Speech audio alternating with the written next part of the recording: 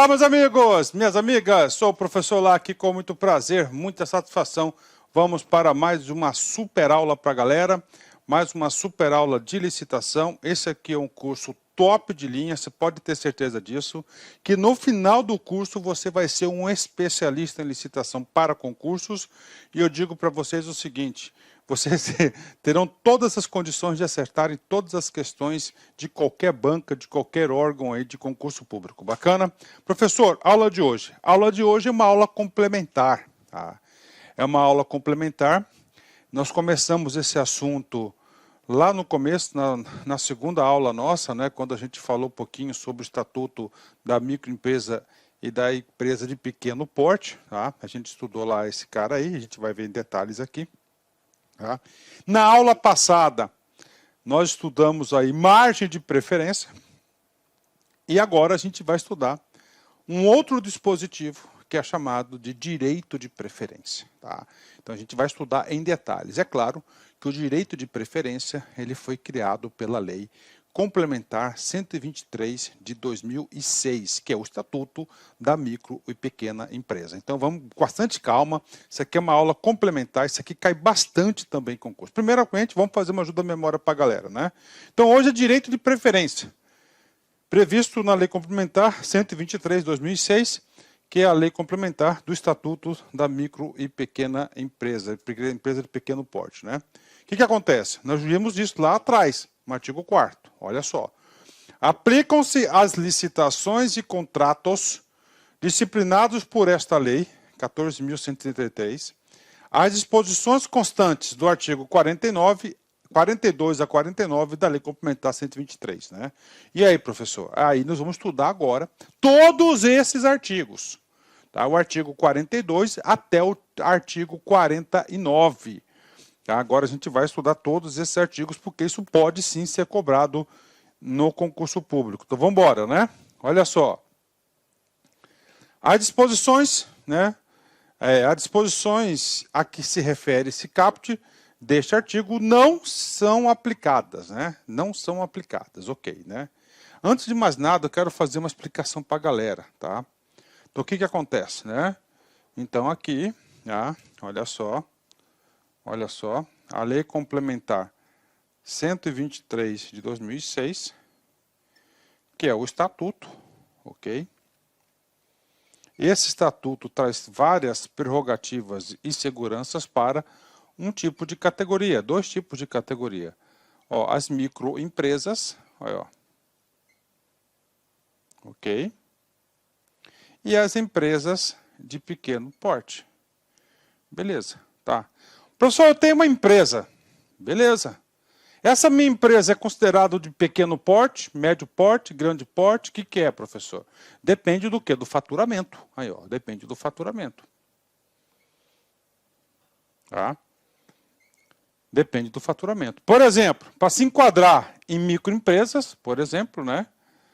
Ó, eu vou colocar o número aqui, tá? Até 360 mil reais por ano. Então, esse cara aqui é considerado uma microempresa, né? E essa aqui, professor, é claro que vai até, né?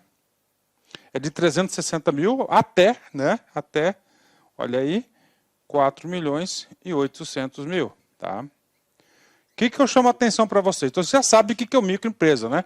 Que esses valores aqui, tá? Esses valores são variáveis. Eles sofrem reajustes, adequações ao longo do tempo. Tá? Então, estou colocando esse valor para vocês. Se amanhã, por exemplo, tiver para publicação alterando esse valor, eu, professor Lark, vou fazer uma atualização dessa aula para vocês. Mas, por exato momento, você vai ter que entender. Então, coloque esse número na sua cabeça. Por microempresa, ok? Faturamento anual até 360 mil reais por ano. Empresa de pequeno porte, até 4.800.000, né? Então, esse aqui é o devido enquadramento. Então, você já sabe o que esse cara é.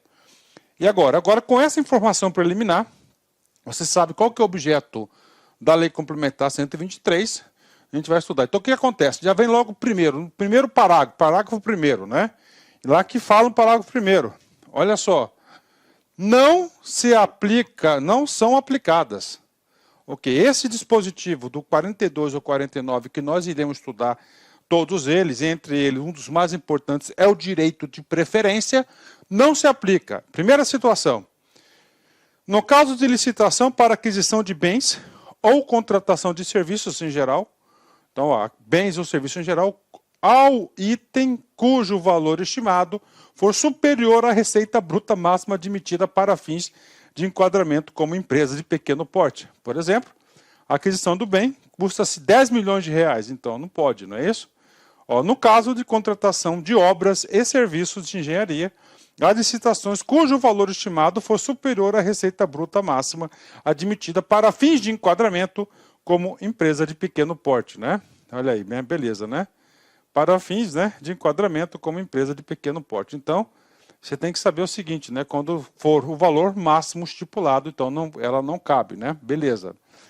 A obtenção de benefícios que refere o caput deste artigo, entre eles o principal é o direito de preferência, fica limitada às microempresas e às empresas de pequeno porte que, no ano calendário de realização da licitação, ainda não tenham celebrado contratos com a administração pública cujos valores somados extrapolem a receita bruta máxima admitida para fins de enquadramento como empresa de pequeno porte, devendo o órgão ou entidade exigir do licitante declaração de observância desse limite de licitação, né? Claro, né? Então, o que acontece, né? Às vezes, né, a empresa lá, ela vai utilizar desse artifício aí do direito de preferência e ele consegue ter preferência de contratação com valores superiores ao seu enquadramento. Então, o legislador falou, opa, parou, tá? Então, você não pode, você tem um limite, tá? Você tem um limite aí de contratação do ano calendário. Que às vezes você faz um contrato aí de 36 meses, não é isso, com a administração pública, né? Mais do que justo, não é isso? Nas contratações com prazo de vigência superior a um ano, será considerado o valor anual do contrato para aplicação dos limites previstos no parágrafo 1º e no parágrafo 2º deste artigo. Beleza, né? E aí, professor? Então, a Lei de Licitações, a 14.133 de 2021, trouxe essas informações somente. Tá?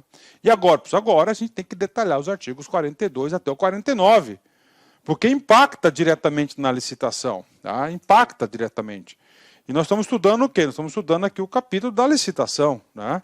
Então vamos lá, olha aí, a emenda da lei, Lei Complementar 123, de 14 de dezembro de 2006. Institui o Estatuto Nacional da Microempresa e da Empresa de Pequeno Porte. Altera dispositivos da Lei 8212, 8213, que é lá do INSS, ok? Da Consolidação das Leis do Trabalho, CLT, tá? Lei Complementares e assim por diante, né? Ok, então está aí o Estatuto da Microempresa e da Empresa de Pequeno Porte, EPP, né? Vamos lá, né? Então é o seguinte, o artigo 42 faz parte do seguinte, né? Acesso aos mercados. Além de vários acessos ao mercado, entre eles o Mercosul, nós temos aqui a seção 1. O que é a seção 1? Das aquisições públicas, né? Então, por isso que a licitação faz essa referência. Tá? Lei complementar. Então, essa lei complementar, então, das licitações públicas, né? Artigo 49. Vamos lá. Primeiro, benefícios para microempresas e empresas de pequeno porte, né? Vamos lá. Nas licitações públicas, tá? A comprovação da regularidade fiscal e trabalhista das microempresas, das empresas de pequeno porte, somente será exigida para efeito de assinatura do contrato. Puta, cara, questão de prova, cara. Então é o seguinte, a regularidade fiscal e trabalhista das micro e pequenas empresas, somente na assinatura do contrato. O que mais, professor? Vamos lá. E aí, professor? O que diz a lei normal para todo mundo? Olha só. Lá na lei, no artigo 63, fala assim, na fase de habilitação das licitações serão observadas as seguintes disposições. Então, na licitação normal, tá? Na licitação normal, a comprovação da regularidade fiscal e trabalhista se dá na habilitação. Professor, mas onde está escrito isso? No inciso 3º. serão exigidos os documentos relativos à regularidade fiscal, regularidade fiscal, tá? Em qualquer caso, somente em momento posterior ao julgamento das propostas, tá certo? E apenas do licitante mais bem classificado. Então tá aí para a galera, tá? Então aí nós temos na habilitação. A habilitação, ela ocorre o quê? Depois do julgamento das propostas. Então é na fase de habilitação que você vai atestar a regularidade fiscal. Agora, e outra coisa, esse atesto da regularidade fiscal apenas, né, do licitante mais bem classificado. Tá? Então vai lá o primeiro, ele vai ter que comprovar a sua regularidade fiscal, né, e assim por diante. Então, e quando se tratar de empresa de pequeno porte? Então está aqui, empresa de pequeno porte, né, ou microempresa, efeito na assinatura do contrato, né? Bacana, fechou, né? Ok, vamos lá. É bom fazer esse comparativo para vocês terem uma noção, né? Artigo 43, preste atenção, tá? Vem, de certa forma, completar o artigo 42. As microempresas e as empresas de pequeno porte, por ocasião de participação em certames licitatórios, está participando de uma licitação, deverão apresentar toda a documentação exigida para o efeito de comprovação de regularidade fiscal e trabalhista, mesmo que esta apresente alguma restrição. Tá? Então, mesmo que este apresenta alguma restrição. Então, ela vai participar, mas ela está lá, né? Ela tem que apresentar na data da assinatura do contrato todos os documentos. Já é um puta de um privilégio. Por quê? Porque dá tempo de correr atrás do prejuízo e você fazer os seus devidos acordos com a administração pública, com a fazenda pública e pagar os débitos, não é isso? Beleza, né? Ok, então é o seguinte, ele vai ter que, mesmo que apresente alguma restrição. Tá? Havendo alguma restrição, olha aí, na comprovação de regularidade fiscal e trabalhista, será assegurado o prazo de 5 dias úteis, cujo termo inicial corresponderá ao momento em que o proponente for declarado vencedor do certame, prorrogável por igual período a critério da administração pública para a regularização da documentação, para pagamento ou parcelamento do débito e para a emissão de eventuais certidões negativas ou positivas com efeito de certidão negativa, né? Então aqui é a regra, né? Então vamos lá. Você tem que entender. Então é o seguinte, guarda-chuva, qual que é a data que ele tem? Até a data da assinatura do contrato. Mas aí ele foi lá, participou de uma licitação, ele saiu vencedor. Tá? Aí ele vai para a habilitação. Na habilitação ele mostra uma declaração que ele está negativado. Se fosse uma empresa normal, ela estaria o quê? Eliminada. Ela estaria excluída, desclassificada do certame, né? Por não ter sido habilitada, mas aqui não. Aí aqui, né? Ele tem que apresentar as documentações, vai ser dado mais 5 dias úteis aí, para ele aí correr atrás do prejuízo, né?